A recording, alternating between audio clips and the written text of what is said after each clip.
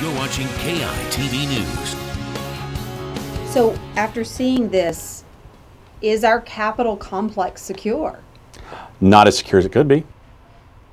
A security expert tonight warns that the state capitol is vulnerable after a KITV investigation uncovered people entering the Capitol complex from a side entrance and avoiding the metal detectors altogether.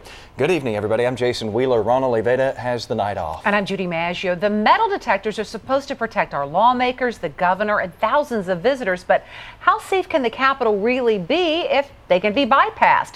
It's a story you'll only see on KITV. Our Lisa Lee Kelly joins us now from the Capitol. Lisa, these discoveries are a bit unsettling. Jason and Judy, the Texas Department of Public Safety is in charge of security here at the Capitol complex. Last week, we discovered security breaches and alerted DPS. We came back this afternoon and found that nothing has changed. Inside the main building of the grandiose Texas Capitol complex, visitors must first pass through security screening. Standard metal detectors and X-ray machines designed to detect any contraband that could be used for harm. Capitol staffers are allowed to bypass the checkpoints with a swipe card.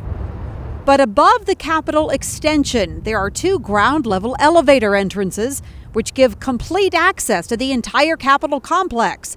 And a KITV investigation uncovered the chain's weak link. It would be like at the airport having 1, 2, and 3 be the TSA screening points, but 4 is just an open hall. Kent Morrison runs the Blackstone Group, an Austin-based private security firm. 3 people just entered. We showed him what our cameras captured. Capitol staffers entering the extension through those two ground-level elevator banks, rightly using their swipe cards. But watch this. Others enter the building too, catching the door before it closes. We discovered this man waiting almost an entire minute for someone to exit so he could get in.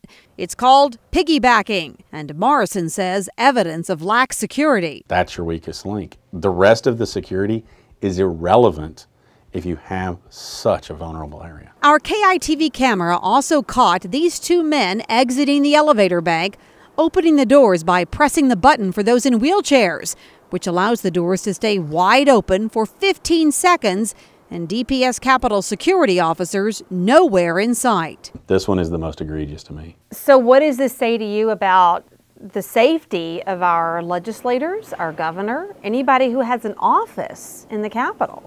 If you have somebody that has malicious intent, they're going to check the area out. They're going to find that vulnerability. That's what they do. History is wrought with political figures and buildings targeted by those with malicious intent. The Oklahoma City bombing, Arizona Congresswoman Gabrielle Giffords, President Ronald Reagan. The Texas Capitol added the metal detectors 2 years ago after Fausto Cardenas was tackled by DPS officers for firing shots into the air on the Capitol South steps after he was denied a meeting with State Senator Dan Patrick. The state spent more than $3 million on security upgrades. I call it security theater. Unless they're going to truly secure the entire facility, what they have done has been for naught. As our cameras were rolling, a DPS security officer approached our crew with curiosity. When we asked her whether the piggybacking was effective security, she admitted off camera it is a problem. Capitol DPS security refused to talk with us on camera, citing safety concerns, and instead issued this statement: DPS is well aware of this security issue, and we have the capabilities in place to address it, including training and technology.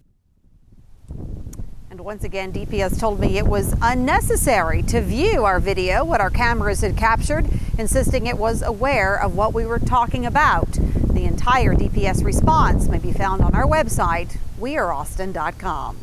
Reporting live from the state capitol, I'm Lisa Lee Kelly, KITV News. Thank you, Lisa. Visitors to the Capitol who have a concealed handgun license are also allowed to bypass those metal detectors.